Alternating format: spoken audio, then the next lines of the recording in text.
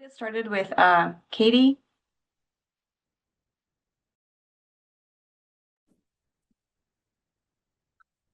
Hey, I am Katie Cowan. I teach ag law at Auburn University, and I also work with Extension as an estate planning, heirs property, land transition, or farm transition specialist. Um, and I'm going to talk to you today about um, some land purchase and ownership um, considerations and some estate planning and land transition um, considerations as well. Um, so let me get to my presentation. I will share it with you all. I'm going to go ahead and apologize. My original plan, or my original PowerPoint got corrupted like 5 minutes ago. So I don't have all of the slides here, but we will talk through what we need to talk through and I will re-upload the correct one at the end or afterwards when I can get it back. So I apologize for that, but here is what we're going with right now. um, see if I can share this with you.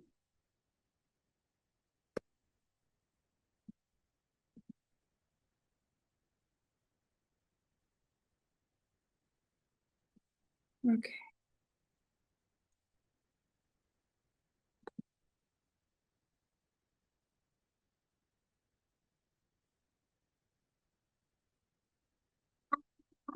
Angie. And I also will apologize. My 3-year-old is probably going to be helping me out in the background of this. So just bear with me.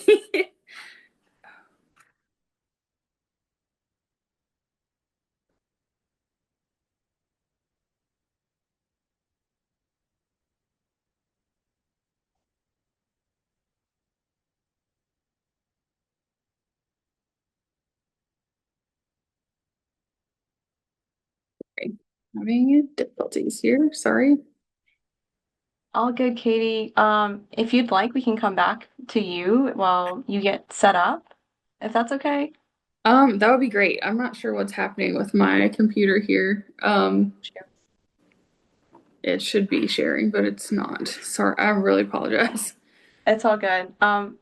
It's all good. We'll continue on with Dr. Kelly Russell, if you would mind sharing, please. Thank you.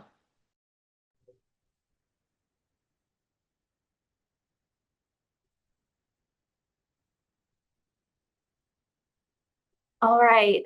Good afternoon. It is a pleasure to get to share with all of you this afternoon. So I will then share this and we'll get started shortly.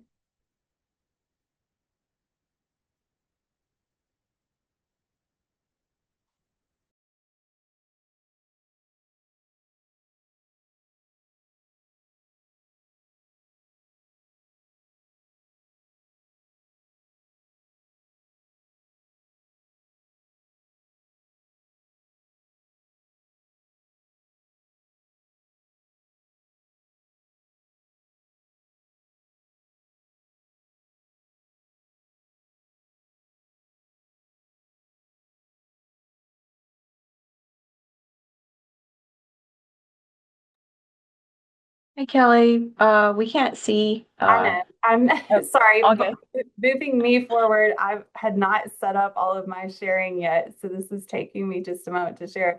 I'm No, it's sorry for okay. the audience. And since Katie was I wasn't planning to go for the next few moments. So let's see. Rochelle, and are the sharing, is it set appropriately? Because I too am having perhaps. Okay, Yeah, yeah. it's okay. Zoom was lagging for me. So It's okay. It's Zoom. I think Zoom had some updates recently too. I couldn't pull it up yesterday. okay, it should be showing now. Can you all? Awesome. We see it. Okay, and then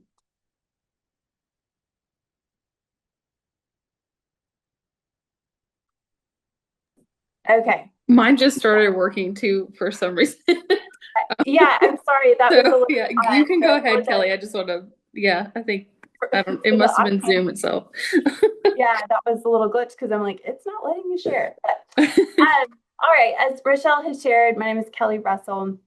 I work here at Auburn University in the Department of Ag Econ and Rural Sociology. I'm a rural sociologist, so I approach all of our ag, forestry, and land related topics from the lens of the social sciences. And so that is really what my presentation revolves around today, is thinking about land and resilience for whatever uses that you would be using land for. And so of course, this presentation is really kind of couched around land and resilience, but we'll talk a little bit about what does success mean, what does sustainability mean, and risk.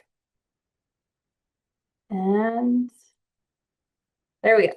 Sorry, it's frozen. It keeps freezing, so I apologize. An overview, I'm going to give a little bit of a short background about myself because I do think it's informative that you know really how I'm approaching this discussion, both as a sociologist and a scholar and a person that works for Extension. This photo is my family's farm. And so I think it's really important that you know that I am, like many of you, that I am a landowner, but at one point I was a prospective landowner. And I was someone that was interested in really owning and accessing and using land. And so this topic is not only something that I study, but something that is near and dear and close to my heart insofar as I really care about these topics and I have personal experience in it. And when I work with landowners and ag producers, I find that oftentimes it is important for each of us also to know kind of our interest and our background, because that can tell you what lens we are approaching the topic from. And so for me, as you can see, I come from a family of cattle producers, and then my husband and I run cattle. And so most of my examples that I discuss today will probably be from that background, because not only it is the one that I'm most familiar with, but it's also where the majority of my extension research and work is in the area of cattle production and land ownership and management.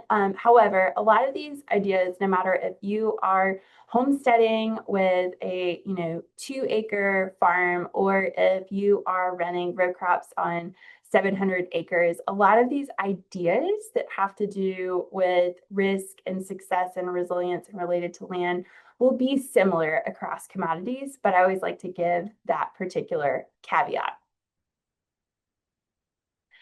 I know that Katie and Dr. Kantrovich will be talking later about legal and tax specifics, but today maybe it's serendipitous that I ended up going first, because in talking about the social aspects, we really have to begin with what are your aims for the land?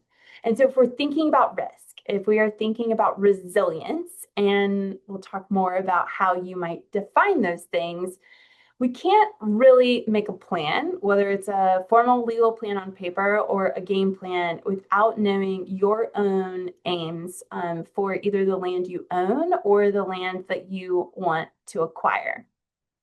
Hang with me here, because I think that understanding that this is kind of like a big question is key to being able to make some of those land management decisions that you will make in later steps. And so if you haven't specifically thought about this question as an owner or a prospective owner, I would definitely encourage that to be your first thing, and you put a pen to paper or a Word document and fingers to the keyboard to try to delineate out what your aims are for the land.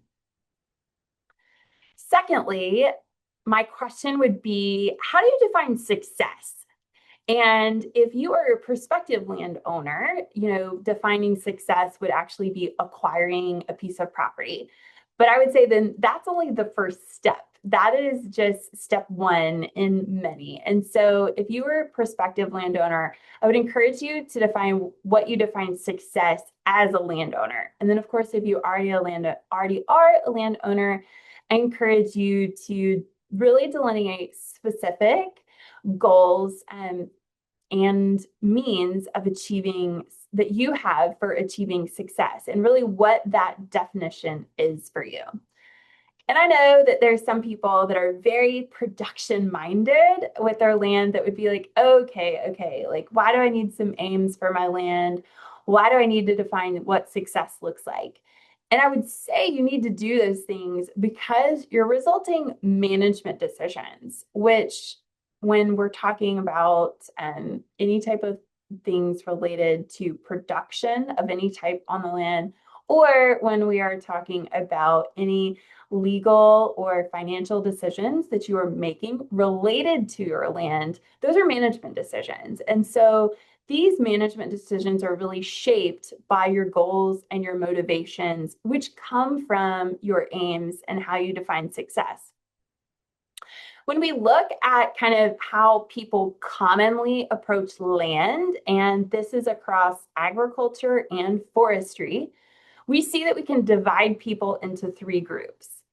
The first is someone that says, I own this land and a successful use of this land is solely for business purposes. I have it because of a business venture, and that's my key aim. I have no other attachments to the land. I have no other purposes for the land. The land and the resulting operations that are connected to it, whether they be forestry or they are agricultural related or something else, they are all of a business purpose. The second is a lifestyle. So people say, I want to own land, or I want to have forestry, land for forestry or land for agriculture or land for something else because of the lifestyle opportunities that that land affords me. So for that type of person, a successful use of land is one where the landowner's central goals really it's around the freedom to use the land in any capacity. And we would see then their aims be related to like passing down a farm or a homestead that's related to that land. Or it might be that they want to teach and model, a strong work ethic to someone else. That could be someone in their community. That could be their own children, their grandchildren, or another family member. It could be that they want to grow food and fiber for the United States. But these aspects are not really related to profit that someone would be generating as a landowner, but rather the intrinsic benefits of being a landowner and managing land, that they have the lifestyle and the cultural and identity aspects that go along with landholding. And then finally, the last kind of motivation for people in the ag and forestry space when relating to land is oftentimes a mix between the two. So lifestyle and business. And so this would be someone who says, like, I need this operation, whatever type it is, connected to the land to be at least financially successful. But I also want it to provide me, cultural or identity or emotional aspects of land use and ownership. I'm sorry, I didn't say this earlier in the presentation, but if anyone has any questions, I would be happy to answer them as we go throughout. If Rochelle or our other moderator would just let me know if I don't see them in the chat as they come in. Next, I would define risk, or I would ask and encourage you as a landowner to define risk. Not necessarily risk in the aspect that a lender wants to talk to you about risk when purchasing land, but actually risk when using it. And so when we think about forestry, when we think about homesteading, we think about production agriculture, we oftentimes can divide things into 4 groups of risk. So production risk, marketing risk, financial and legal risk, and human and social risk. And of course, Dr. Kantrovich and Katie are going to be talking to you of aspects related to number 3 here, which is financial and legal risk. And then of course, with Alabama Extension, We have lots of other training opportunities related to, whatever specific commodity, crop, or type of production that you're doing that would be, helping you address number one. And I have other colleagues here in the Department of Ag Econ and Rural Sociology, and then on the Farm and Agribusiness Management team with Alabama Extension that address number two. So I do want to give that kind of caveat that because of the specifics related to different types of production and commodities, in this presentation of mine, as well as in this webinar, we're really not covering the first two, but we're talking about the third and the fourth.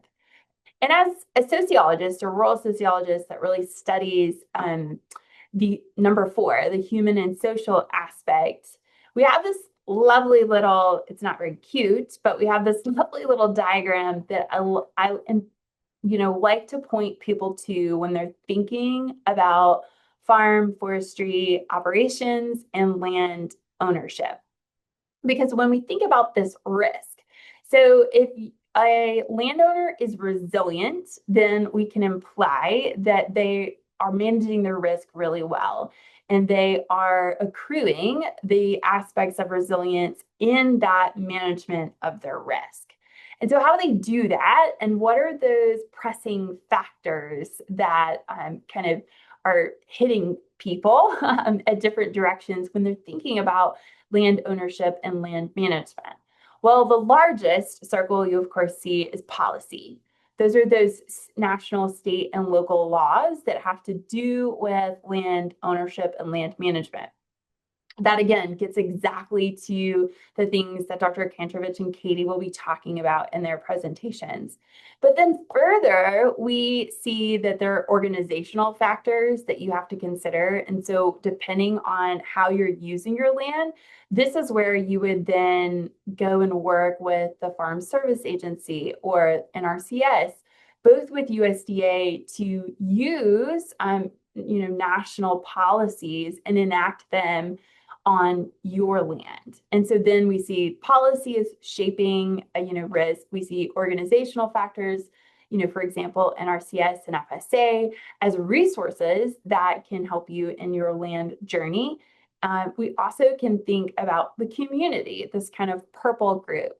Oftentimes, I like to tell landowners that the community bubble here, the group that fits best in here are your lenders. And so if you're thinking about a lender, then your relationship with your lender, whether that is for a land loan or an operating loan, is incredibly important. And so your relationship with those in the community, including your lenders, are a factor in managing your risk and then therefore your resilience. And then we get to more what people really typically think about as risk. Farm-related risk management. So how do I manage risk related to the weather? How do I, manage risk related to other production factors such as pests and the like? So there's your farm-level risk management factors. And then finally, interpersonal, which are those social factors and individual. So the interpersonal we'll talk about in just a minute on a next slide, but I want to pose this question to you, is that just how would or does human or social sustainability or risk matter in regard to land access and land use? And so here's where we get to kind of this caveat where I say, if that feels a little bit like a big topic, it's because it is. So land ownership and land use and the management of the social risks that revolve around it is a pretty complex topic. Oftentimes I'll have, folks that have just bought, a smaller parcel of land, like 7 acres, and they're just beginning their ag journey. They will call and they'll say, okay, I'm looking for the publication that helps me manage all of these messy social factors related to my, operation. And where's the, little flow chart for all the things that I need to do? And that's when I have to sit back and say, it's actually a really complex topic. And in making this presentation today, I kind of wanted to touch on those things but not bore you with an attempt to say all these caveats and all these caveats. But the best way that I could put this is to kind of put a diagram in the center and say, this little symbol where depending on your motivations for the land you own, and depending on all of these other factors, roles, operation types, whether you're a partnership, heir property, having heirs, life stage, all of these are almost like you put something in and you shake it up, which means your concoction is going to look very different from your neighbors just because of these outer circle factors, not even taking into account that the center of this circle, which is really getting back to your motivations, are your motivations related to land ownership for business purpose, for lifestyle purpose, or for both? Because the decisions that you'll make in managing it are really different depending on if I want to own this land for recreation, or I want to own this land for ag production, or I want to own this land because I want the lifestyle that it affords me because I'm in ag production. Those are three really different answers. And so this is where talking with others is important, but also you will have to talk to certain experts with your exact scenario in mind.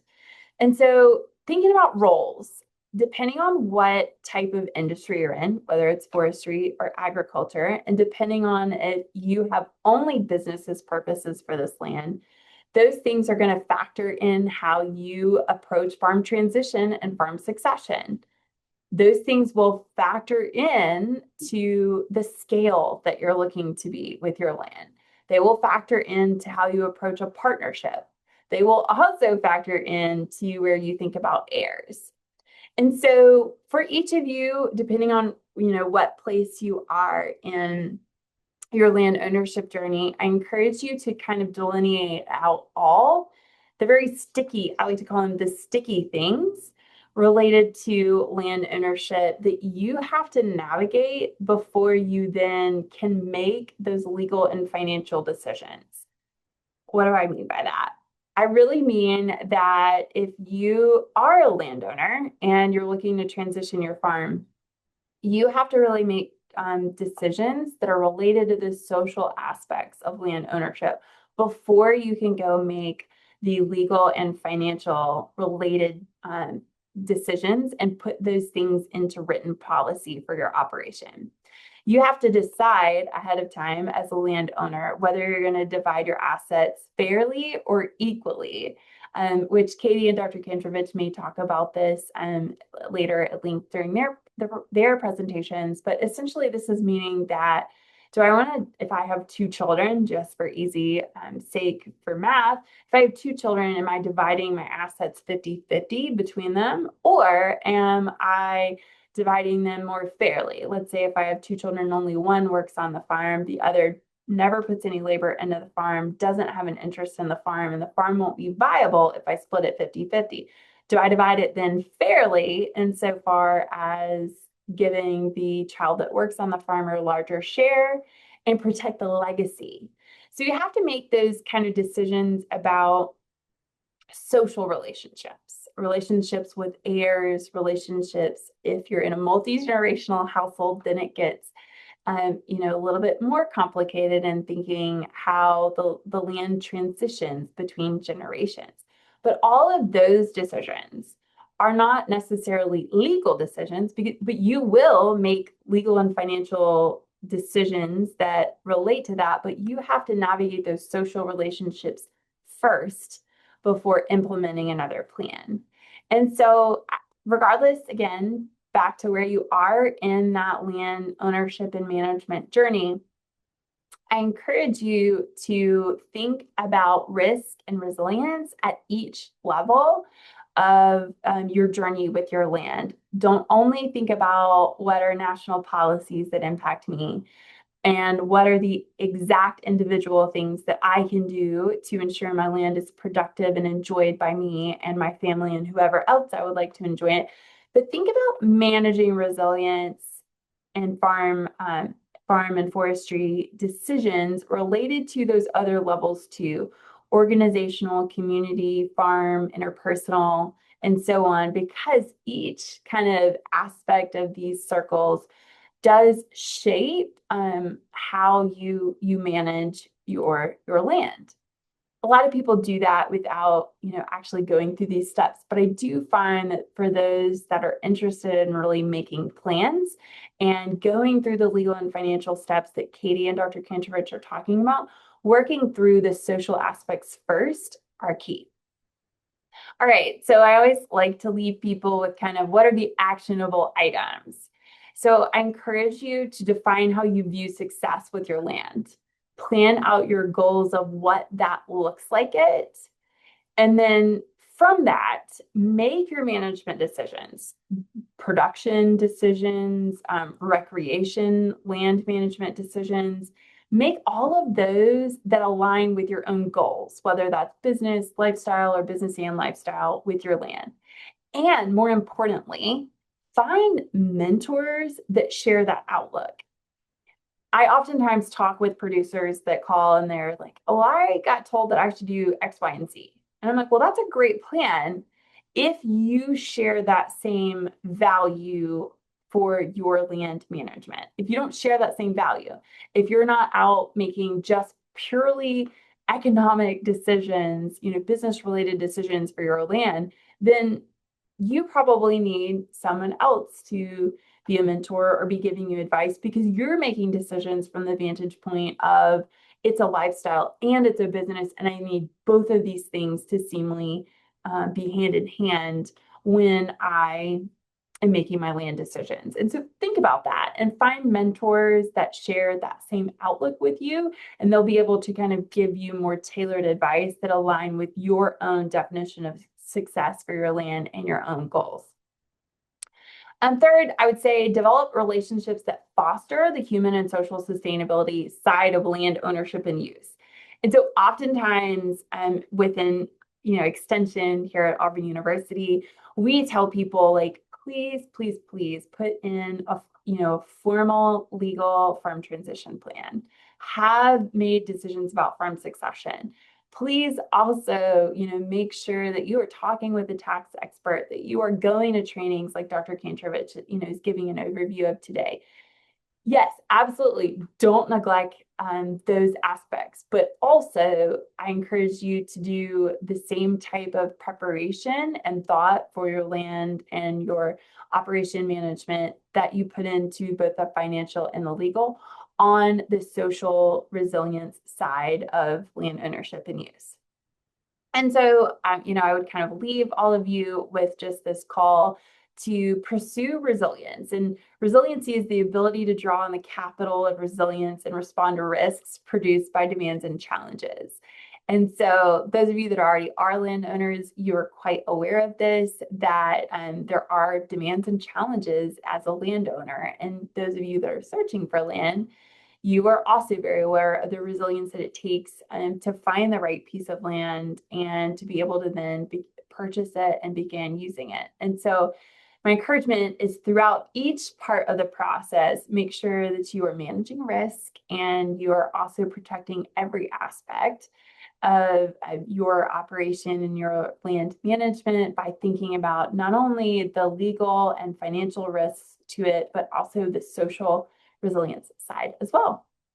And with that, I just want to thank all of you for listening to my presentation. And I know Rochelle has held questions until the end, and so I look forward to talking with anyone that might have questions then.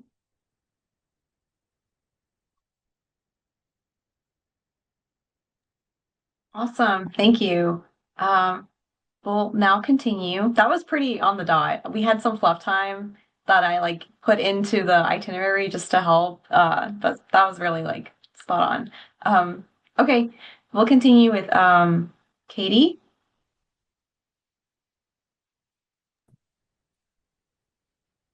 Sure. I've recovered and I'm ready now. Apparently, yeah, my technology is not cooperating today, but here we are. Again, I am Katie Cowan. I'm a professor, a visiting professor at Auburn University. I teach ag law. And I also am an estate planning and farm transition specialist for Extension. Um, and as Kelly said, I'll be talking to y'all about some of the legal aspects of land purchase and ownership that folks need to be aware of. So let's try to share this presentation again.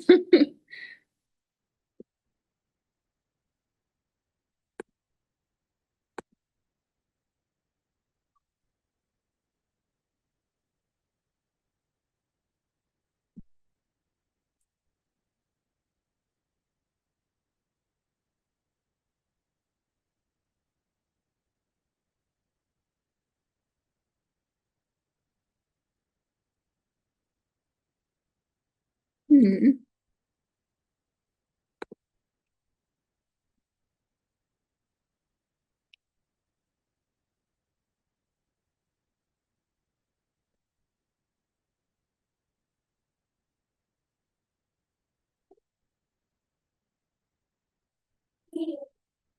Um,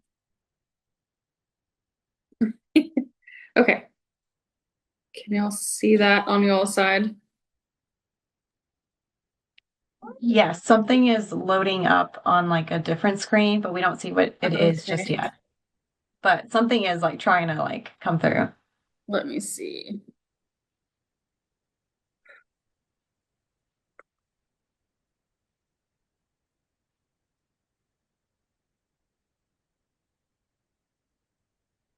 If this doesn't work, we can just talk. Would that be okay? I mean, that'd be okay too. Okay. Well, if you would share that presentation with me, I'll send it to everyone and they can Okay. have that as a resource too. Yes, I will send that to you.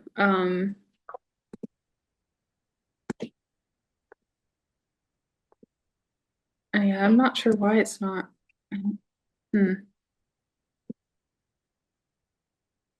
Oh, wait, I see it now. Okay. Is it the PowerPoint or am I That's looking at PowerPoint. I off? see it. Okay. So now that that's So, Katie, it is it's the screen you are probably looking at. It's not. We can see the slides on the left with the main slide on the right. okay. Is it changing as I go through the slides, or is this not what I'm looking at? It is not changing. Okay. Um,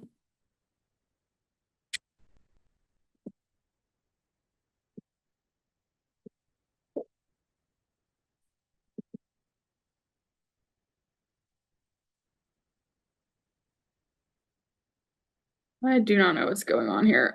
Okay.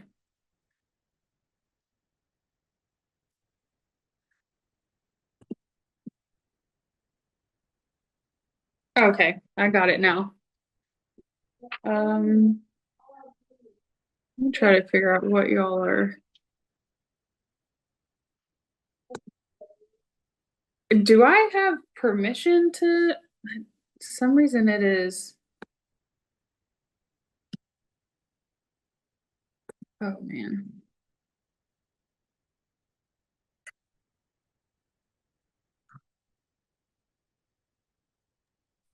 You should have permission to share. But we can come back to you if you would like, or It's okay. I'll just talk. Um, sorry guys. I don't know what's going on. Um, this has never happened to me before. Okay. So, um, if I do this, can y'all still see me okay?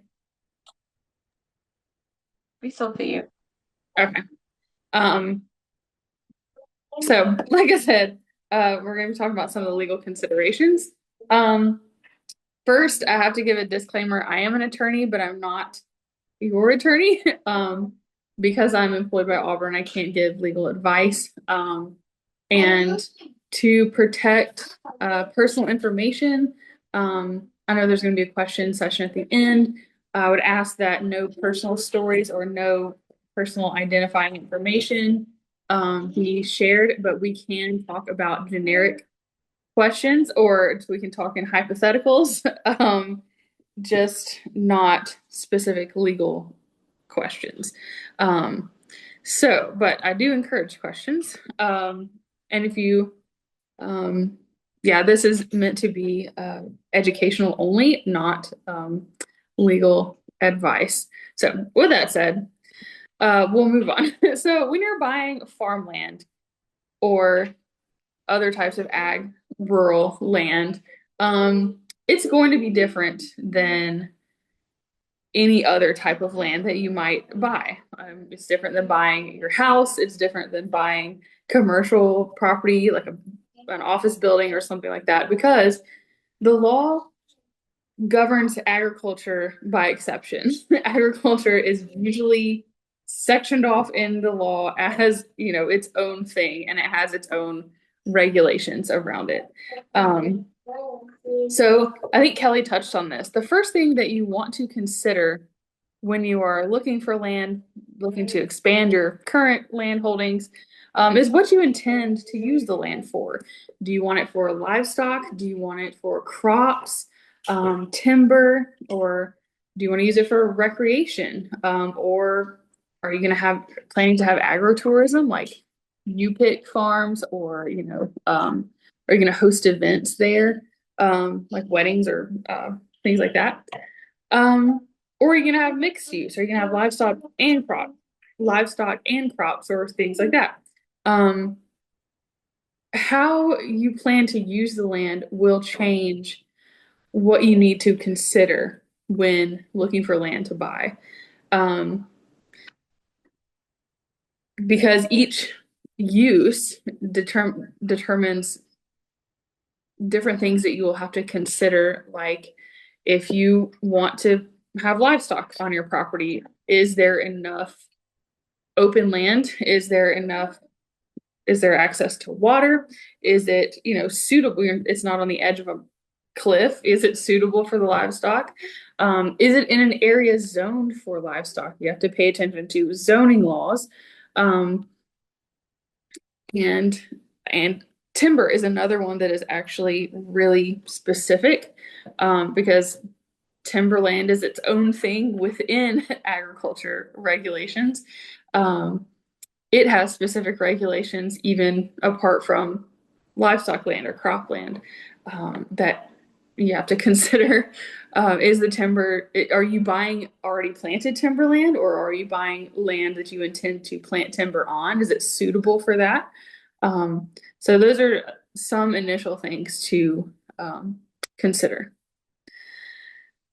Also, when you're buying a land, there are certain things that you will need to do, that are just basic things that happen for a land purchase. For ag land, you really want to get a survey. It's not, sometimes it's not required, but it's a good idea too, because you're intending to use this land for a specific purpose. And you want to make sure a survey will, the surveyor will go out and walk the property, and he will identify the boundaries of the property, identify where your land starts and your neighbor's land ends.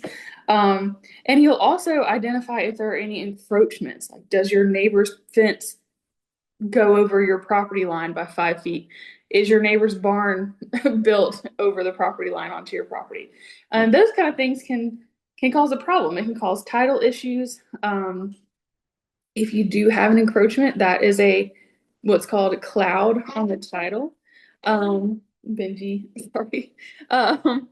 And that will affect your ability to purchase or the seller's ability to sell that land.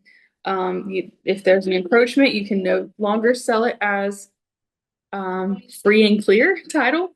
You have to take care of that encroachment either by clearing it or coming to some agreement with the encroaching property owner about it.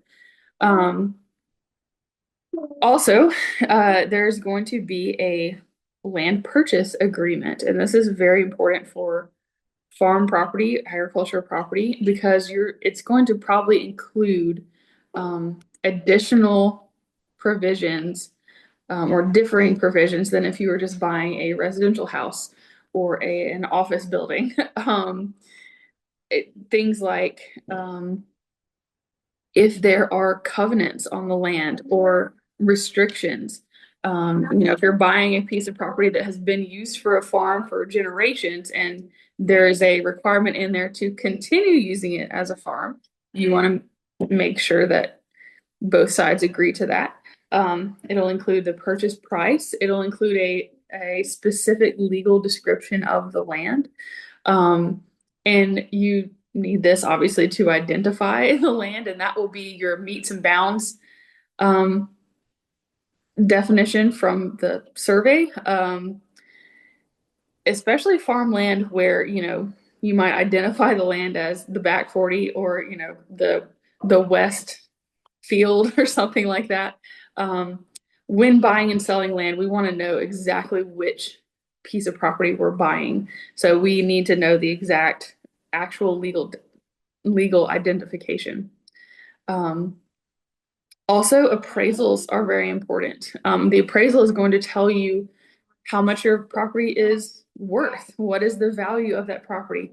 And also, ag land and timberland are unique at the appraisal stage because you're going to want to have an appraiser who knows how to value land with agricultural aspects, with timber, because timber is really unique in this regard, where you're going to need someone to value the timber in addition to the land. Timber growing on property is considered part of the real estate. Once you cut it, it's considered its own property, its own personal property. So you're going to want an appraiser who knows what they're doing when it comes to ag appraisals. Insurance is another important thing to consider when you are buying land or starting a farm business or even expanding an existing farm. It's important to protect what you've invested in. There are farm and ranch specific policies that you can get. Things like farm owners insurance. It's kind of like homeowners insurance, but it's geared towards the farm. It's going to protect any barns, the structures. It's going to be tailored to a farm, but also some other things to consider might be property and definitely property insurance. Especially if you have a mortgage on the property or if you have financed it in some other way, personal loan, you're going to want property insurance for well, not just that. I'm thinking of mortgage insurance, but if you we'll talk about that first. If you have financed your land, if you have bought it on credit, you're going to want mortgage insurance to make sure that if something happens, if your farm gets sued, or if something devastating like a natural disaster happens, or things like that, that your financing has a way to be paid off, or at least minimize the financial hit for that. Property insurance is another important one because property is the biggest asset of farms usually. And that will be a really important thing to have. Another type of insurance that is specific to agriculture is crop insurance. If you're running a row crop farm or a vegetable farm, crop insurance is a very good consideration to protect what your farm is producing. Along kind of a different line, liability insurance is something that needs to be considered, especially if you're doing things like agritourism. If people come to your farm a lot, if you have people who work for you, liability insurance is going to protect if someone were to get hurt or if something were to happen at your farm and it gets sued, then that would protect you. There are also, and a note about liability, there are different duties of care that you owe people depending on why they're on your farm. So if you own a piece of farmland, and there is a trespasser, someone who is not supposed to be there, they don't have permission to be there. Maybe you don't even know they're coming on the property. You don't owe them anything except for not to deliberately or intentionally injure them. So if they come on your property and they accidentally get hurt, it is not your duty to protect them from dangers, right? The second type of person is a invitee.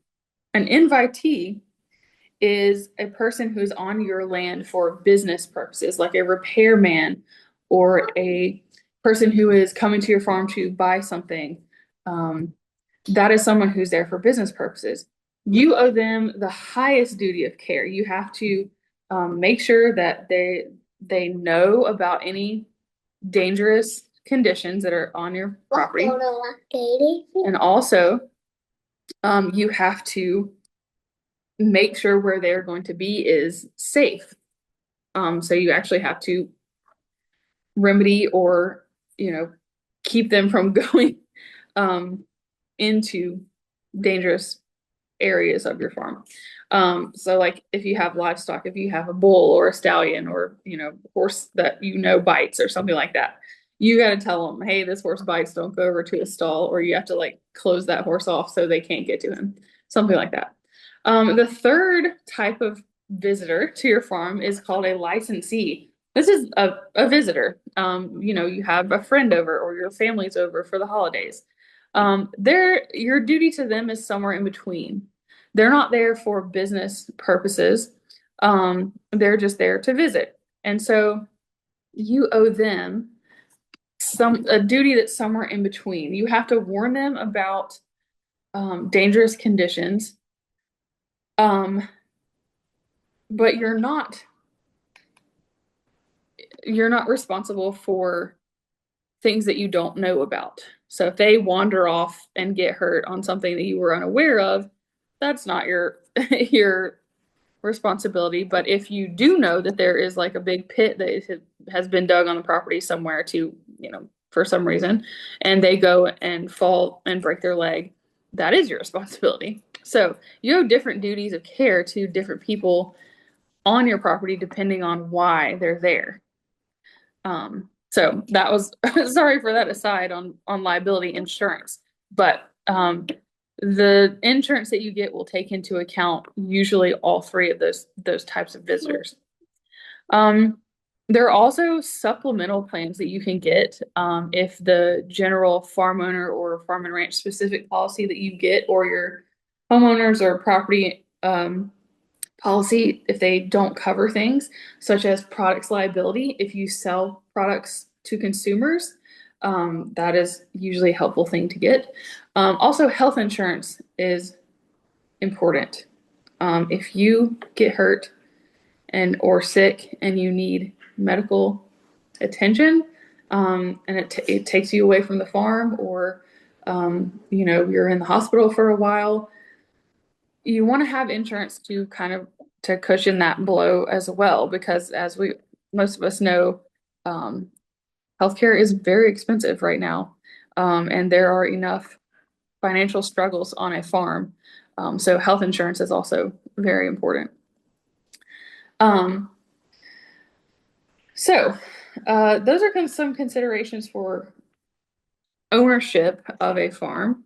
Let's talk about when it's time to transition the farm to the next generation. The best way to do that is to have an estate plan. If you don't have an estate plan, a will, the state will decide for you. So under Alabama law, if there's no will or estate plan in place, state law says that the next of kin or your closest blood relative will inherit from you. If that's your spouse, who is, considered the closest relative to you, if you are married, that will be the person who will inherit from you. If your spouse has passed before you, or if you are not married, they will look for children, if you have children, they're your next of kin. If you don't have children, they'll look to your parents, and if you don't have living parents, and it goes to aunts and uncles, and then cousins, and then all the way down the line. If you don't have any living relatives, if you're the last one, the state will take your stuff. Basically, it's called escheating to the state. If they can't find anybody who's blood related to you, then they will just take it. It will go, your assets will go to the state. And that's one of the biggest reasons that I think it's a good idea to have an estate plan. Another reason to have an estate plan, before we get into the specifics of them, is that you can tailor an estate plan for your goals. Whatever you want to happen to your assets, to your things, you can do that in your estate plan within the law. Also, within that tailoring, you can do things like plan for who will care for minor children if you are to pass away before they reach the age of majority. You can plan for orderly disposition. You can plan for organized handling of your debts and that kind of thing. And for farm families, this is a very important thing to do, because getting to the fair versus equal idea that Kelly was talking about, it's not always the best idea to leave your farm to all your children equally, or just assume that the best course of action is to leave your farm to your oldest son because he is the logical next successor, right? You can't make those kinds of decisions if you don't have an estate plan. Intestacy laws in Alabama don't take that kind of thing into account. You can only do that if you write a will and make an estate plan. And I would encourage you, actually, it's very important that you talk to a good estate planning attorney when you do this, especially for farm families, because they will find someone who knows how a farm works and will understand when you explain to them how it works.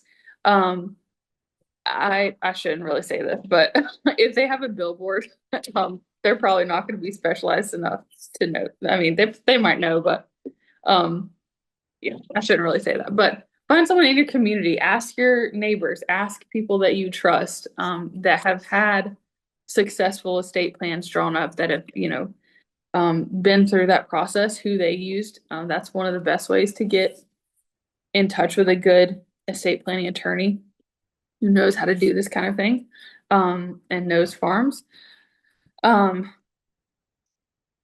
yeah. I guess I usually have a slide about this, but to clear up, dying with a will is called dying testate with a will.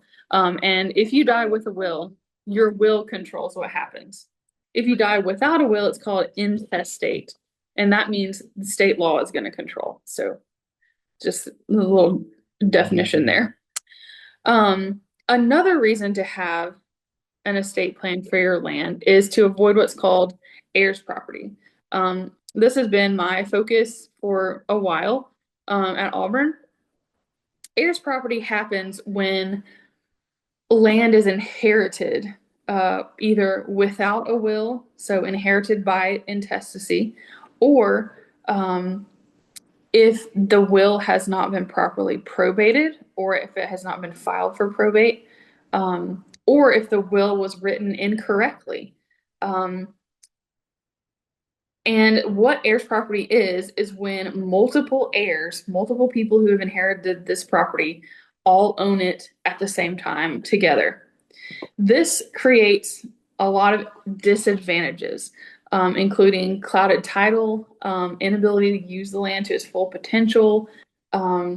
Banks and mortgage companies really don't like to lend on heirs property land, because when that many people own land together, or when multiple people own land together, it's called tenancy in common.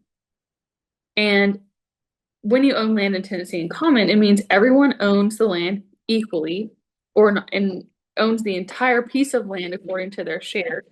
But they have equal responsibility and equal right to use, occupation.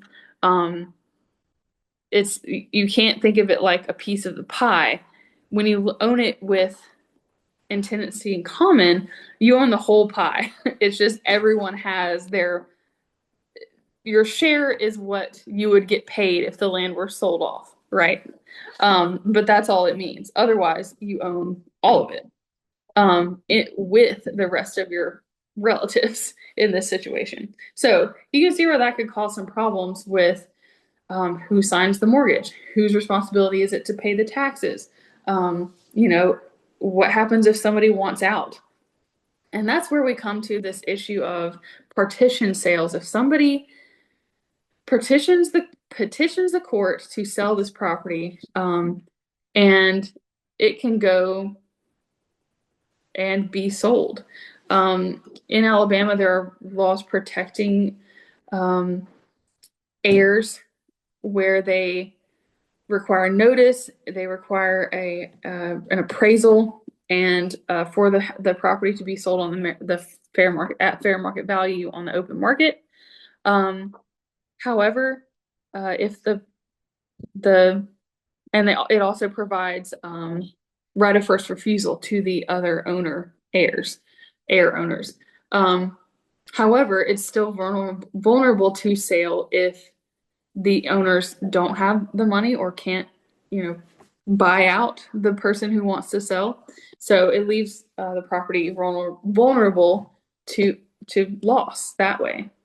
So the best way to do this is not to leave your property to all your children equally or all your heirs equally. You'll hear the term for that is per stirpes. So a better way when we're talking about land transition is pick the person who wants to continue the farm business, who's, passionate about it, responsible enough to actually see it through. And, we all have those people that we know would do a good job, and we have those people that may not do such a good job. So pick the one person. If the oldest son is that person, great, pick him. If not, something that Kelly talked about was the communication. Talk to your heirs, talk to the people that you consider, this might be my predecessor. I want that they're very interested in farming. They want to come back. They know what they're doing. Make sure that they are the person that they want to be the next person in line. Who is that successor going to be? And another, good plan for that is to mentor that person. Actually take them on the land and teach them how it works. Let them work with you. One creative way that I saw this done was there were some tax things that I'm sure Dr. Kantrovich can tell us about, but there was an old elderly farmer who didn't have any children, and he was looking for someone to succeed him in running his farm. His neighbor was a college kid that had been helping him out for a number of years. He would come over in the summers and help him work the cattle, help him do odd jobs around the farm. And as time went on, the farmer decided that this young guy was the person for the job, that he loved the farm. He was reliable. He, could do most of the jobs that needed done. And so the farmer started mentoring him and teaching him how things are done. And also they entered into a lease to own type of agreement. I don't know the specifics of it, so I won't get into that. But every year or every season, the neighbor would buy in to the cattle herd or buy into the ownership of the business, and the farmer would, slowly back out of it. so that when it was time for the farmer to, I'm not sure if he passed away or if he retired before this happened, but when the time came, it was a very smooth transition because the neighbor had been involved in the business for a long time and he had learned from the farmer how it worked. And I thought that was a pretty creative way to do it instead of just, throwing the farm at him and say, hey, it's yours now, figure it out. That's not the way to do it. So yeah. I think I'm getting close to my time, but some other things to consider when you are looking to transfer land is maybe not leaving it to an individual person. There are other tools that you can use, like LLCs or trusts, that will remove it from being inherited from generation to generation and thus avoiding this heirs property situation. Especially if you have a farm business, an LLC might be a good way. Then the land, you can set it up to where the farm business is in the LLC and maybe the land is owned in a different LLC or by the individuals. An LLC will protect from liability. If someone were to sue the farm or, if there's, you use it to protect it from debt or liability. The property that they will own sorry, it will only, if someone sues the farm, they will only be able to get to the assets that are within that LLC. They will not be able to go through it to the personal assets. So if you have your property as your personal asset and you've set up an LLC, or you've put your farm into a different LLC, if someone sues the farm business LLC, they would not be able to get to the land to recover. So trust kind of works the same way. Not the same way, but similarly, where it becomes a separate entity. The trust now owns the land instead of the individual. So it doesn't pass down from generations. And you can set a trust up pretty much to do what you want it to. If you can set it up for the benefit of the people who will be running the farm after you, and set it up to continue operating as it has been operating. So those are other good tools as well. Two final things that I will say before I sign off is wills have to be filed within 5 years in Alabama of the death of the testator, the person who made the will. If it's not filed in the probate court before 5 years is up, the state will not consider it a valid will. So if you have a will, if one of your relatives has passed away or someone has passed away, get that will filed so that it can enter the probate process and be taken care of. Because if it's past the 5 years, then you'll have to go, verify it in hearings and find the witnesses, and it's a very long, drawn out process. The other thing is deeds. Deeds are the title document that first evidences ownership of the property, and number two, transfers the property. So if you own property, you're on the deed, you'll make a deed with the new owner's information, and then that will be the new document. So it takes effect when the old owner transfers the deed to physically when the new owner takes possession of the deed. That is when actual ownership change takes place. However, to make sure that there is no question and there is no reason for anyone to come in and try to take possession of the property, you have to file that deed. It's called giving notice. In Alabama, if you file your deed it's the same place, the probate court in the county where the property is located. That tells everybody else, the general public, that, hey, I now own this property. If you don't do that, there's a risk of people coming in and as what's called a bona fide purchaser. You know, transferring property to another person who files it first. The state only sees who filed first. Otherwise, you've got to go to a hearing and prove it. So, if you have, bottom line of all that is if you have a deed, if you have a will, go file it. Because the longer that sits, the bigger risk is that it will not be considered valid in the case of a will, or you could risk title issues if you don't file a deed. So I will leave y'all with that. I think I'm a little bit over time, but I think we'll have questions at the end. Thank you, Katie. Thanks. We'll continue on. Oh, Gilmer, we'll come back to your question. We'll let Katie look over it, We'll and then hold all of our questions till the end once everybody is presented. got it. Thank you. We'll continue on with Adam. All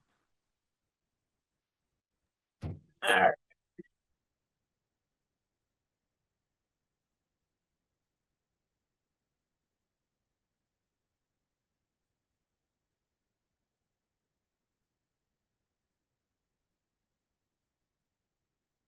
All right. Hopefully everybody is able to see that.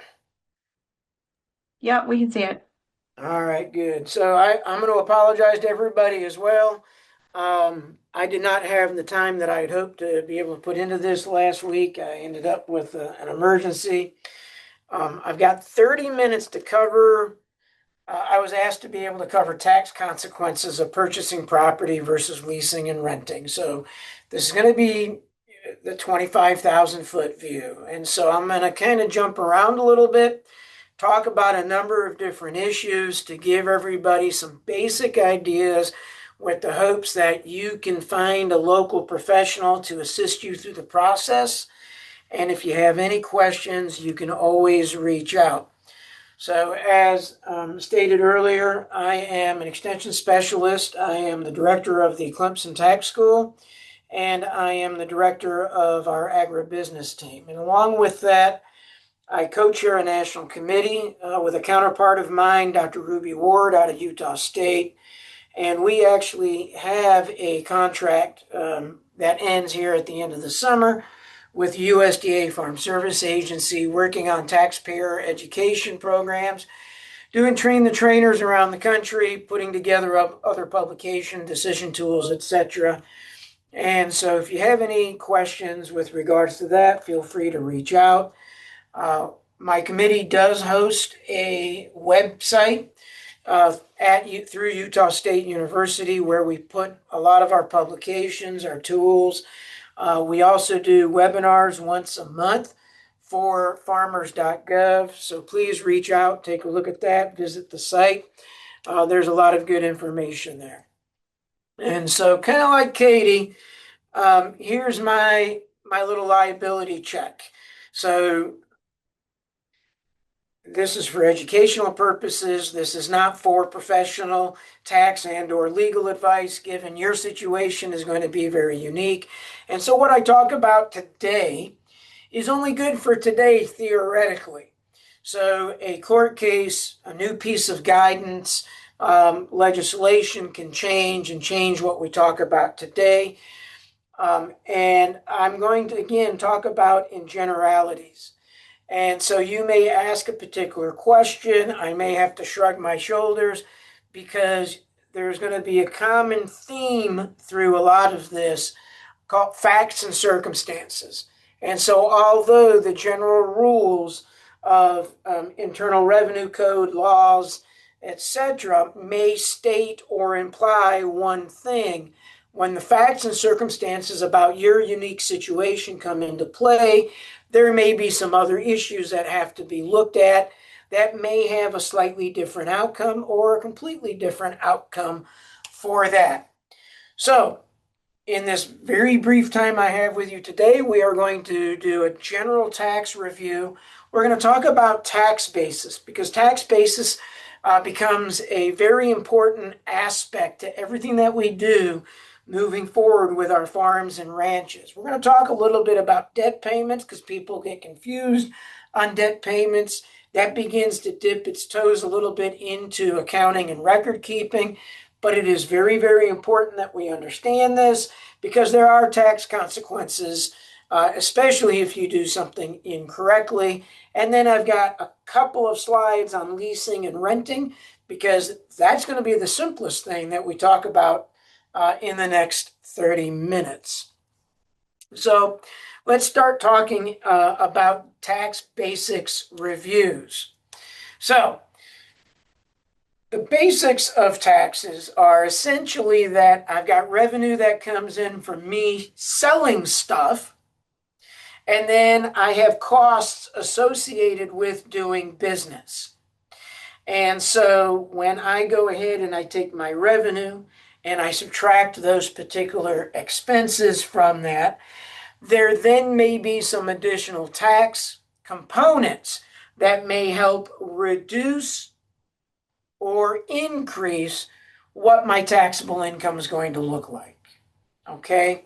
And those may be all sorts of things that comes into play with regards to this. So in general, there's going to be different types of taxes. The big taxes that we typically consider or talk about are income taxes, capital gains taxes, depreciation recapture. Now, on top of that, we begin to see other taxes, such as if I have a market, a farm market on the farm, I may have to charge sales tax depending on my state rules with regards to some of those things. Here in the state of South Carolina, as well as many other states, there are a number of other taxes that farmers are going to have to pay, but they are not directly considered farm taxes itself, or income taxes for that matter. So here in the state of South Carolina, as well as many other states, if you charge individuals to attend and come in and visit your farm, that is now an event. And so there's going to be a special tax that you are going to have to pay to the state, just as if you were an amusement park or a golf course. And so we need to be aware of those types of taxes that typically take place at the local and sometimes the municipal level. So we are going to be focusing today specifically on income tax, capital gain tax, and I'm very briefly going to talk about depreciation recapture. Okay. In most cases, when I sell farm products, whether that's corn, whether that is live cattle or poultry, or cuts of meat, it could be strawberries, all sorts of things. Typically, that is considered ordinary income. And ordinary income is going to be subject to income taxes at the federal level, and in most cases at the state level, as well as something known as self-employment tax. And we'll talk about that briefly in a little bit, okay? Next, we have when I sell a capital asset. The capital asset has what's called a tax basis. And we're going to go into tax basis here in a moment pretty deep. Now, when I go ahead and I sell that capital asset, and if I sell it for a profit, it is quite possible I am going to end up having to pay a capital gain. Those capital gains are treated in a couple of different ways, dependent upon whether or not it's long-term or short-term. Now, if I have a capital asset that depreciates for tax purposes, not economic depreciation, but tax depreciation, I may also have something known as depreciation recapture that has to be paid. So, when we do this, we have to understand a couple of things. One is taxable income and my profit means something different than my cash flow. My cash flow is a financial term that refers to the amount of cash I have that remains after a whole bunch of income is coming in and expenses going out. And so this could include cash flow. If I have to go and take a loan out from the bank, that cash comes in. All right, that's part of my cash flow. So it's more than just if I sell something.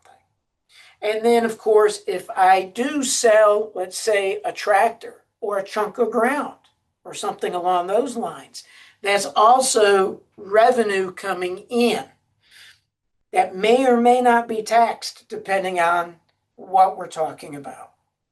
And so, in essence, once I go ahead and I go through this process of all my revenue coming in and all the cash going out for whatever the purposes are, what remains, okay, is now what I have to be able to make debt payments and to buy groceries.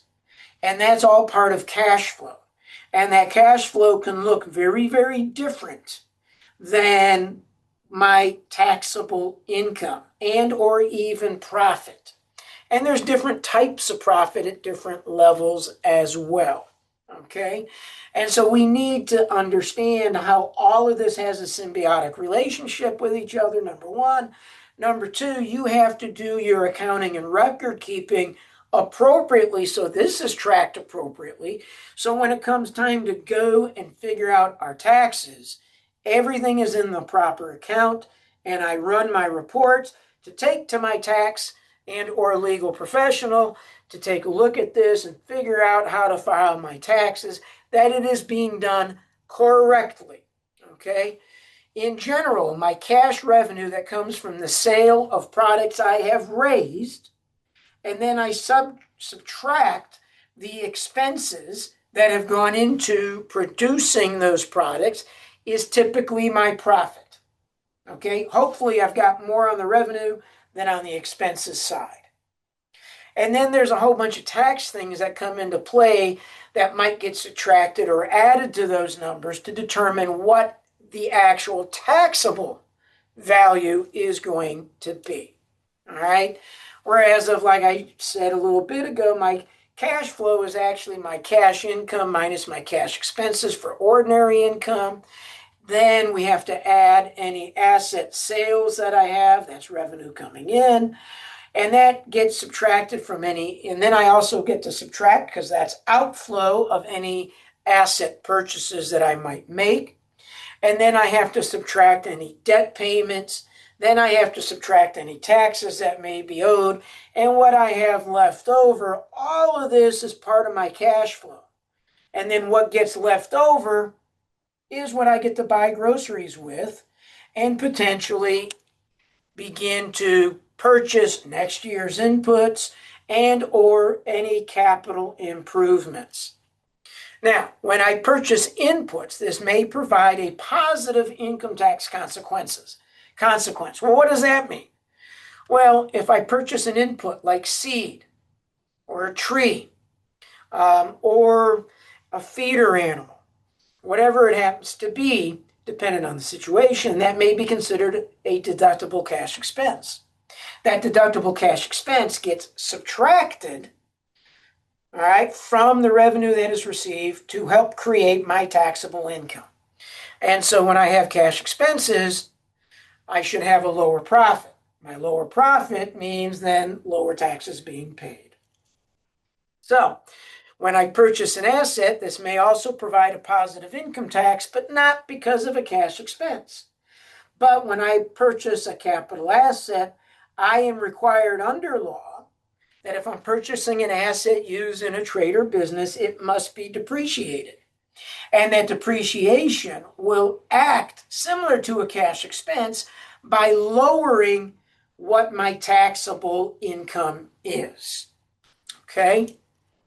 So, in general, cash revenue minus my cash expenses equates to a basic cash profit. So now, let's take a look at those common farm tax types. This is an oversimplification. I want everybody to understand that. My income tax is going to be based on my cash revenue minus my expenses minus my tax depreciation.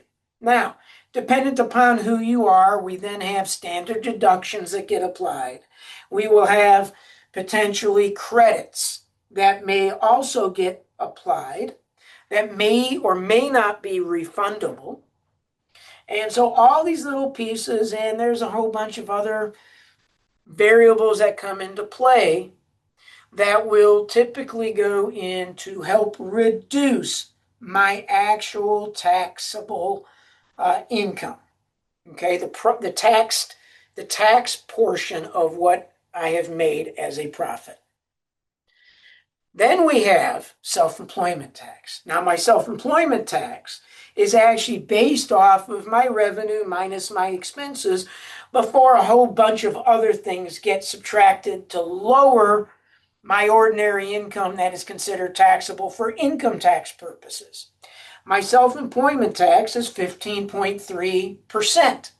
Now, that 15.3% is made up of 2 or 3 different parts, all right?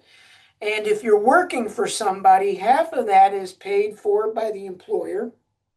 The other half is paid for by the employee. However, if you are self-employed, you're the employer and the employee. So you're lucky enough to get to pay both parts. All right. And so this is another typical tax that is paid by everybody that is self-employed. Then we have capital gain, and capital gain is broken into 2 main categories, short and long term. Again, we're going to go into more detail on some of this stuff here in a moment. And typically your capital gain is going to be whatever I have invested in this asset. All right. If it is a depreciable asset for tax purposes, once I've purchased this asset, and then it begins to get depreciated out. And if it gets depreciated out to $0, when I turn around and sell this asset, if I sell it for less than the original purchase price, plus any additional increases to that to create an adjusted basis, that eventually got depreciated out. Then if it is below that, then what you're going to have to pay upon the sale or trade-in of that is going to be considered depreciation recapture. Depreciation recapture gets taxed at whatever your income tax bracket is. If you're in the 12% tax bracket, that's what is going to be applied for depreciation recapture. It is not subject to self-employment tax, however. All right. This was a very simple and basic overview here before we start going a little bit more into the weeds, so we begin to understand what we need to do and figure out when purchasing property. Okay? So when we start talking about capital gain, we have short-term and long-term capital gain. And all that does is reference the holding period that is required to change the taxable rate that you have to pay upon the sale of that particular asset. Okay? So again, short-term capital gains are treated at the marginal tax rate. And I've got a chart that I'm going to show you so that makes sense here in a few minutes. Okay, but it's going to be taxed at whatever income tax bracket you are at for your income taxes. But if I hold an asset for more than the minimum holding period required, then that becomes a long-term capital gain, which receives typically a lower tax rate to be paid once I sell that particular asset. All right, so we're going to talk a little bit more detail about that here in a few moments, but that is a true simplification of this. Now, individual income tax rates. Everybody, or I shouldn't say everybody, many individuals get confused on how does my income tax work? All right, so if you're working, you've got a good job as an engineer and you make $100,000 per year, and you're married, you've got a spouse, and this is your only income, you have $100,000. of taxable income. All right. Now, we're going to say that $100,000 is truly taxable. That's after my standard deduction, etc. So if you're married filing jointly, and we're taking a look now here in this portion, if $100,000 is my taxable income, what this means is the very first $24,800 is taxed at 10%. All right. And then if you take the 100,800, subtract the 24,800, which is what? It's approximately $76,000. That $76,000 is then taxed at 12%. So I've got a portion taxed at 10 and a portion taxed at 12. Okay. And then we take that $100,000 of my taxable income, and that is approximately going to be what is applied for that self-employment tax. Now, you will notice that if I'm not married and you are single and you make $100,000, then the first $12,400 is taxed at 10%. Then you take the $50,400, subtract the 12,400 from that, and that's about $38,000. So that next $38,000 gets taxed at 12%. And then the next approximately $55,300 minus $5,007 from that, right? So about $50,000 is taxed at 22%. Okay? That's how that works. And so if you want to figure out exactly what my effective tax rate is, you're going to take your taxable income, right? And that gets divided into the total tax that I pay, and that is going to come up with a new percentage. And it's typically going to be less than the highest income tax bracket rate that we pay.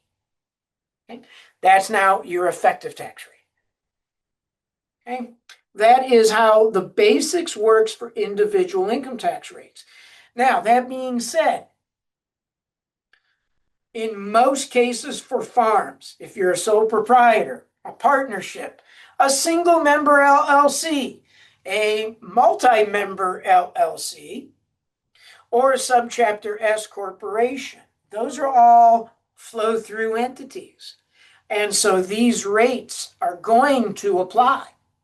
Okay, so the profit comes through those entities, and then it takes a look at the owners and their percentage profit shares of those businesses, and then all of the income and all of the expenses and everything else gets split based on that ownership percentage and flows through to you.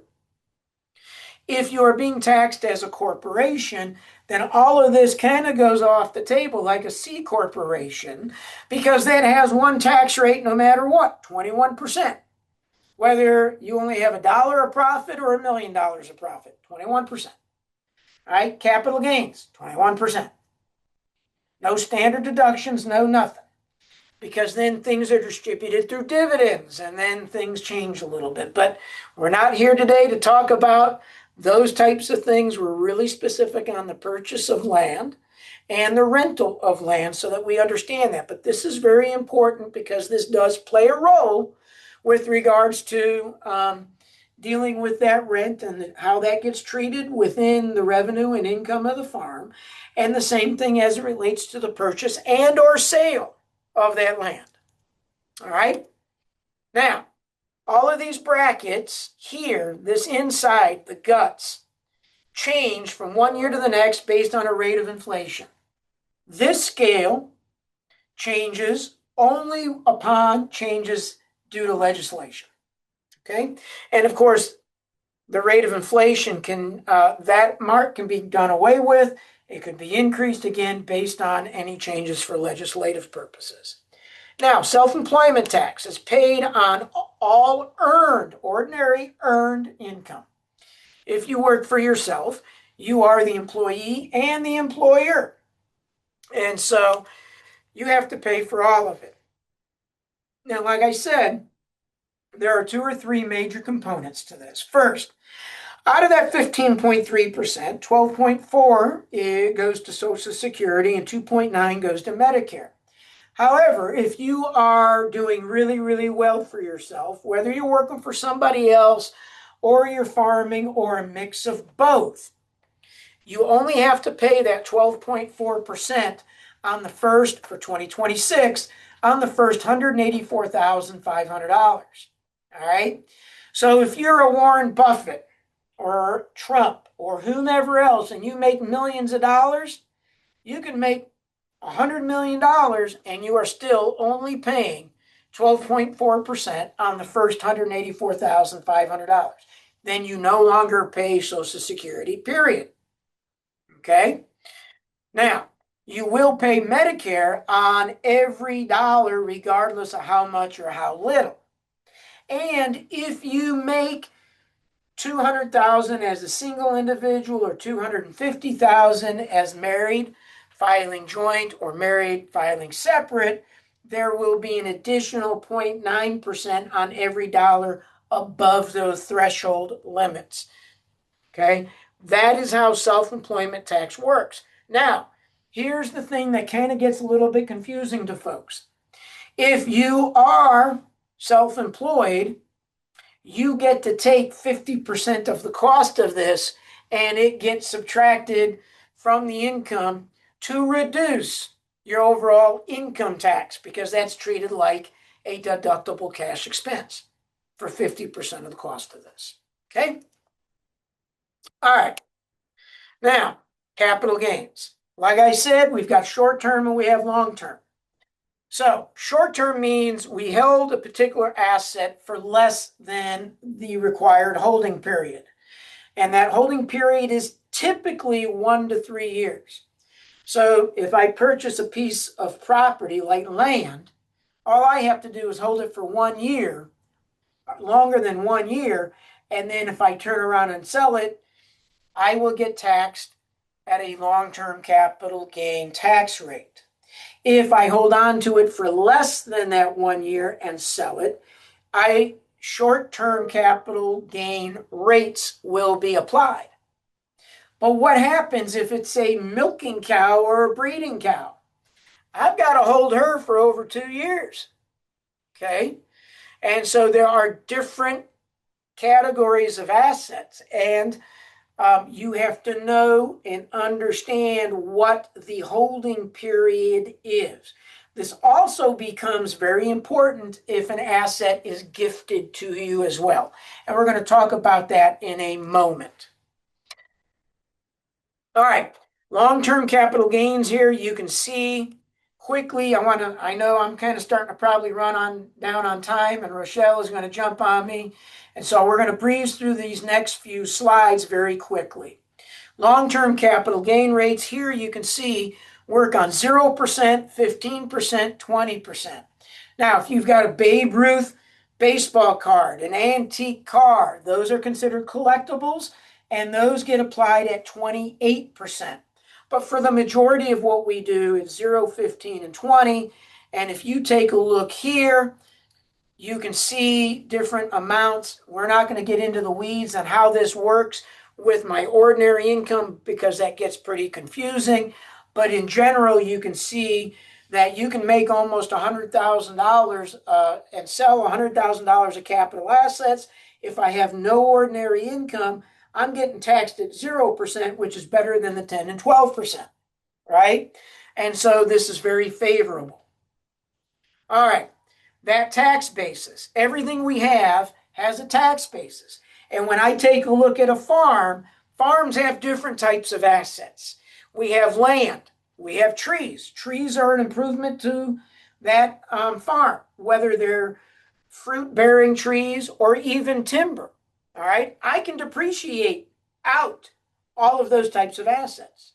My buildings, whether it's farm labor housing or barns, my crops have a value, but the land it sits under also does. That's a capital asset. All machinery, equipment, etc. are considered capital assets. So, how do we acquire assets? Rochelle, please take a look in the chat for me. People start typing in. How do you get stuff? How does it come to you? What do you have to do? Is anybody typing anything in? No, but we just had someone join actually. Okay. So what do? There's 4 different ways typically that we can acquire assets. One is I can purchase it. 2, I can receive it as a gift. Somebody gives it to me while they're alive and I'm alive, right? I can inherit it. Somebody dies and it passes through the estate, whether it be through trusts or through just a will at death, right? And it goes through probate, etc. And then I receive that asset through an inherit. And then what's the last way to get something? Come on, how about Katie respond to this one if she's listening? Any ideas? Katie, Kelly, Rochelle, Rachel? You find it? Well, it depends. Did it fall off a truck? Oh, We can Alice's steal grant, it. Nice. You can grant for find 500. something, yes. You've acquired it, but that's kind of more like really a gift or buying or getting it for nothing. But we can steal it. And people kind of laugh at this, but the reality is if somebody comes in, steals the TV on that I just bought for my family at Christmas time, all right, somebody comes in and steals that, legally they are required to claim the fair market value of that television as income, and they must pay income taxes on it to the IRS, all right, legally. So this is very important to understand because the tax basis in what I acquire is going to be different based on how you have acquired that. So what is it? Whenever you receive an asset, you must legally determine and or record its basis. Keep all documentation for financial and tax purposes.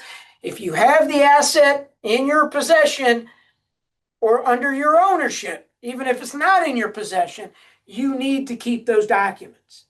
Once you no longer own or have control over that asset, because I've divested myself of it, I've given it to somebody, I've sold it, whatever it happens to be, you still need to maintain those assets for a minimum of 3 to 5 years. I strongly encourage you to hold on to it for at least 7 years. All right, in case of audit and for a few other purposes. All right, so what is that basis? That basis is the amount of money I have spent to acquire that asset. All right, that's really what it is. And if it's just kind of like if I go ahead and I purchase a home for $100,000, then I turn around and I spend another $25,000 and I build an addition. I now have an adjusted basis in that home, 100,000 plus the 25,000. So my tax basis is $125,000 in that house. And if I hold on to it for more than a year and I sell it for $200,000, it is going to be considered a long-term capital gain. My $200,000 minus the 125 gives me $75,000 profit I have made on that home. So I'm going to owe taxes on that $75,000 of profit. All right. Now, what happens if somebody gives you an asset? You need to ask them, politely, of course, for any tax documentation surrounding the value of that, from how they purchased it or acquired it, any changes or improvements that has increased or decreased the tax basis of that, whether it was depreciated out, if it was allowed to be. Land is not allowed to be depreciated out. The dirt itself cannot be depreciated. All right? So get that out of your head. But you get a truck or a tractor, it very well could have been. Or even my beef cows or milking cows. Those might have been depreciated out. Now, here's the other thing. When something is gifted to you, you also get the carryover basis. So if that person held on to that item for 18 years, it's like you have held on to it for 18 years. That is another reason to request that information for proof of how that works. But if you inherit something through an estate after the person has died, you receive a step up in basis to the fair market value as of the date of death. There's a couple of caveats that you can push that out to 6 months or just beyond, depending on the situation. But it is a very important piece that has to be understood with regards to this, okay? And so we need to be able to keep this. And had been stated earlier, if you've got timber, you really do need to get a forestry consultant or timber consultant to come in that is licensed and appraise the value of that timber to put a value on that. So when I am purchasing my property, it's going to have more than just the dirt on there. There's going to be fences. There's going to be wells. There might be irrigation. There may be buildings. Each one of these items you need to pay for to do it right, to have an appraisal done that appraises each of these different asset classifications separately. And you may even want to do that, well, you should do that even following an inheritance so that we can get my fair market value step up correct. All right. Now, when I purchase this, there's going to be some complications as part of the purchase of this property. But when you can, if you've gotten the appraisal done, you can legally begin to depreciate all of those depreciable assets. All right. Obviously, land can't be depreciated out, but that holds its own tax basis. But the fencing can be, the wells can be, and everything else that's around it.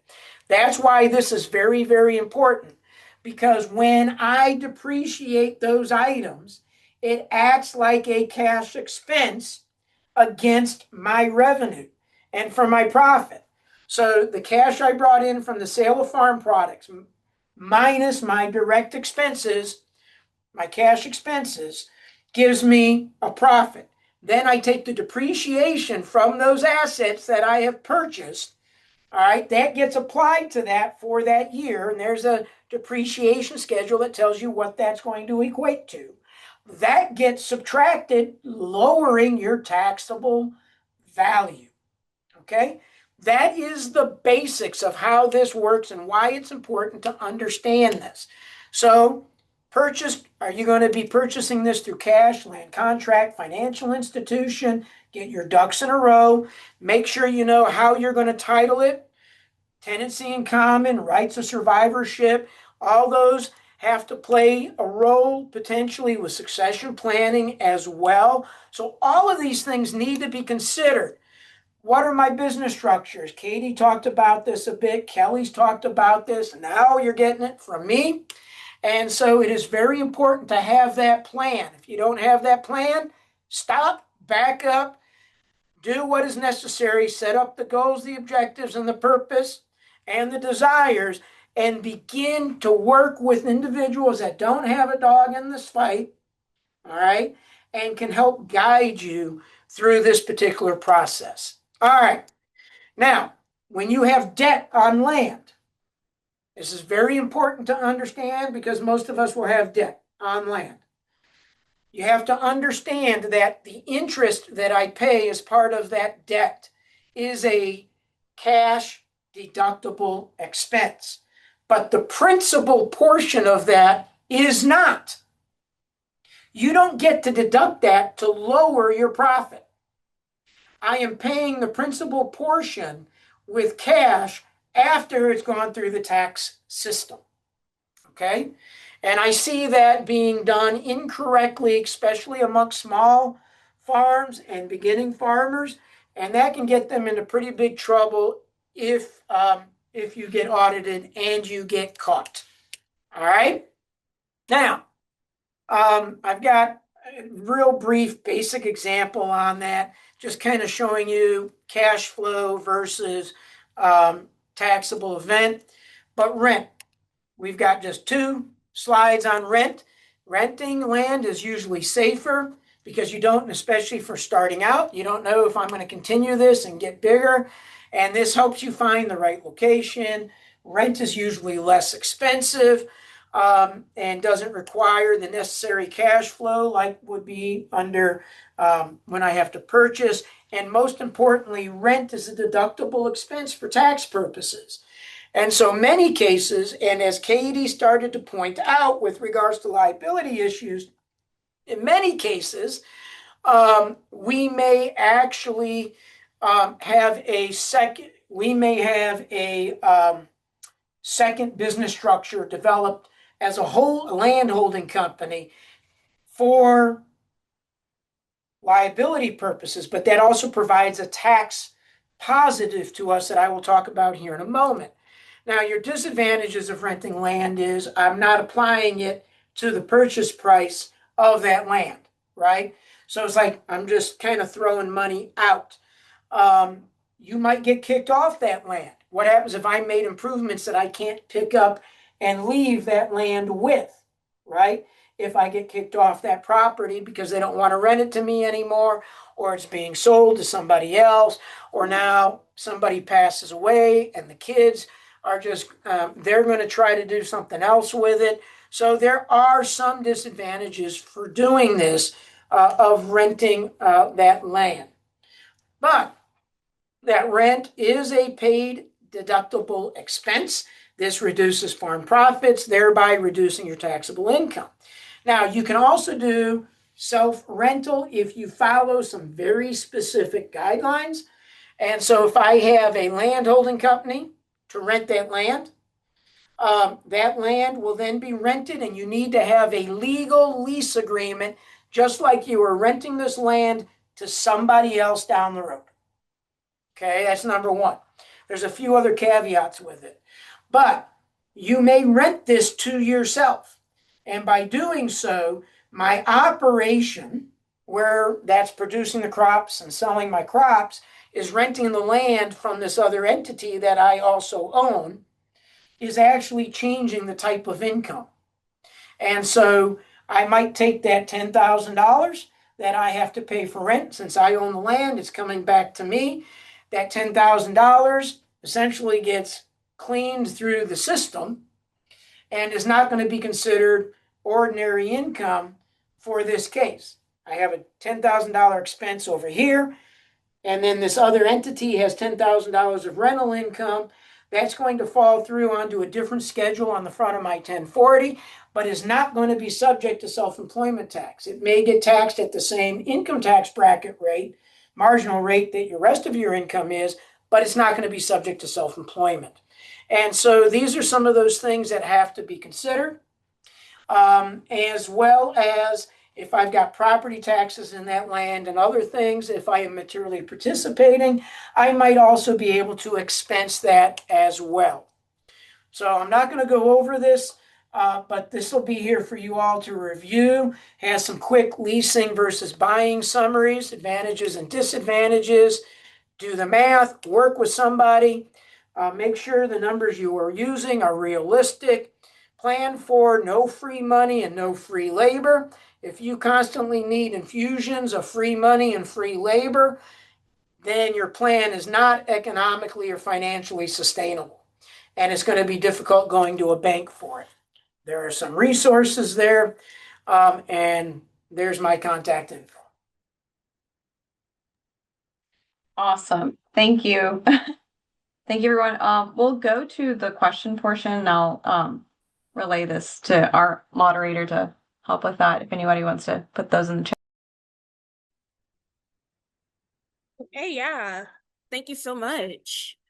We have a couple of questions from Gilmer. I know one was directed specifically at Katie regarding wills. He asked if wills aren't filed within 5 years, is the property still subject to heirs property law? And then he also had a question that I believe is directed at Adam, where he asked, how do you declare assets you have before you start your business? So I'm going to give it up to Katie and Adam and Kelly if she would like to tag in. And if you have any other questions, you can put them in the chat or you can raise your hand and whoever I see first, I'll call on.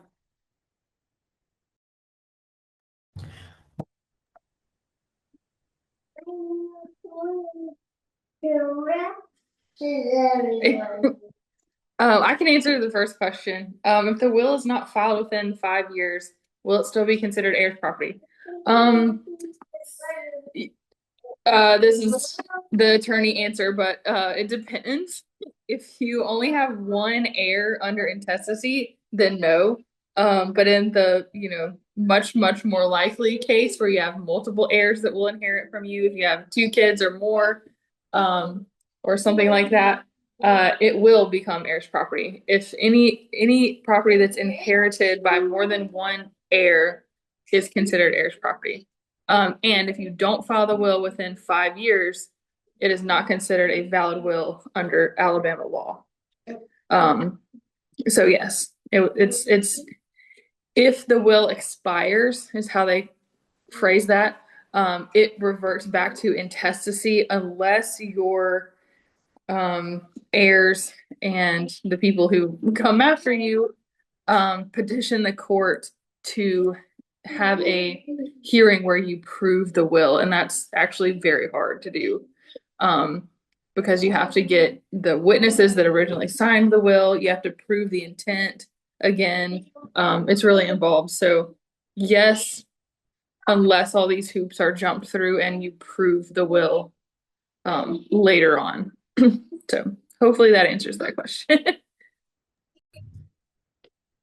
So, and there is a mechanism so that if you have assets that you had purchased and used personally, and now it is now you have a farm or property and you are dealing with timber, however you want, depending on what your situation is, and now those assets are being used in a trade or business, there is a mechanism, and I would strongly encourage you to go and work with your local tax professional on that and bring in the paperwork from the original purchase price, and then also take a look at what the fair market value is that of those assets today that you are going to be bringing in that's being used in that trade or business to add to a depreciation schedule. There are some considerations that have to be done on how you are going to do this and what you're going to do. And this includes, are there any business structures? Are there partners? With regards to the operation or the business, how is that going to be handled?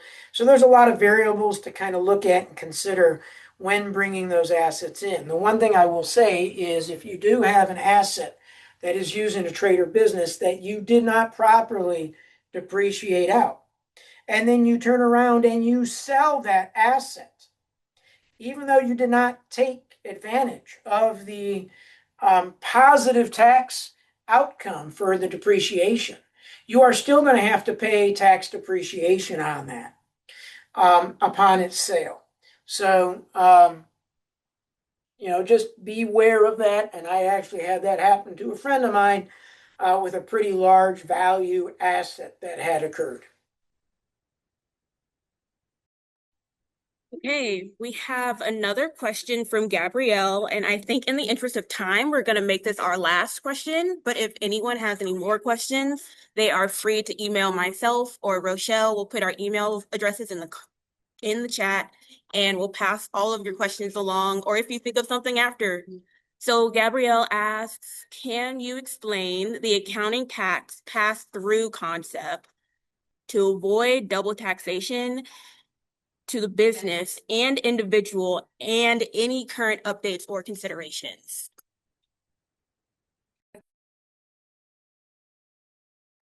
Oh, you're muted, Adam. Sorry. This is actually relatively simple. If Katie, I apologize if you have pretty strong feelings on this, but if you have an attorney or a tax professional tell you that you need to be treated as a taxed as a corporation, or that you need to create a C corporation, that usually tells me you need to find a new attorney and or tax professional. There are some very, very rare cases for that. And for the last 20 to 30 years, most of us would agree, don't do it. C corporations and or being taxed as a corporation is what's going to put you into the double taxation concept. And so when you have a C corporation, that corporation is its own entity, and the income tax happens at the entity level. Okay? The entity pays the income taxes. And then the profits that remain, the cash that remains, gets distributed to the individual shareholders, typically as a dividend, at which point in time you then pay taxes on that dividend. And so there you have your double taxation. The corporate entity paid the income taxes, you as an individual receive that dividend, and you are paying taxes on that. That is the double taxation. And I can get into some more of that, but for time's sake, we don't need to, but that's really how that works. When we take a look at LLCs, sole proprietorships, general partnerships, single member, multi-member LLCs, as well as subchapter S, whether it's one owner or two or more than one owner, and they are not being taxed as a corporation. That means the entity is not paying the income taxes.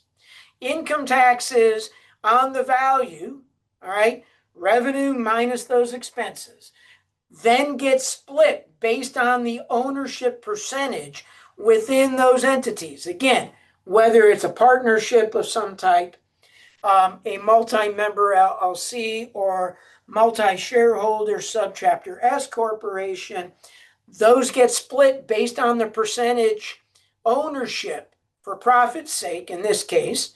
And then the income gets split based on that percentage of ownership. The expenses get split based on that. Even the depreciation on assets will then get split and provided through a K1 to each of the partners.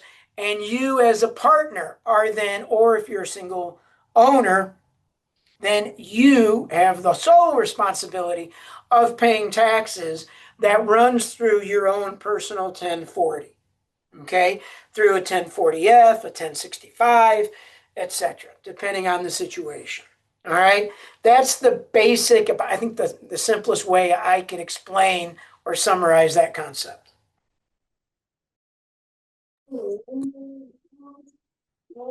I agree.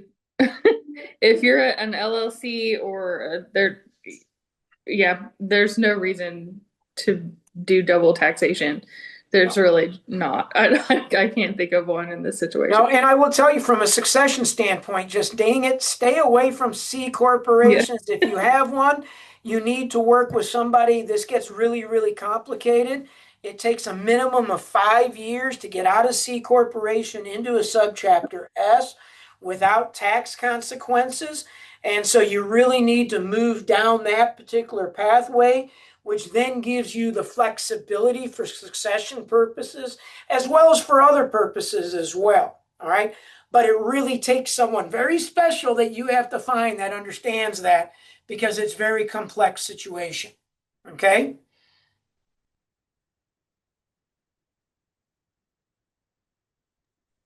Hey, thank y'all so much for coming again. Thank you to all of our presenters, Adam, Katie, and Kelly, even though she had to step out early.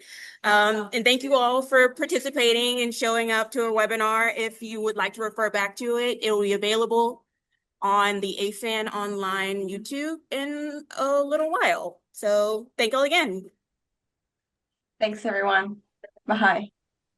Thank you all. Bye.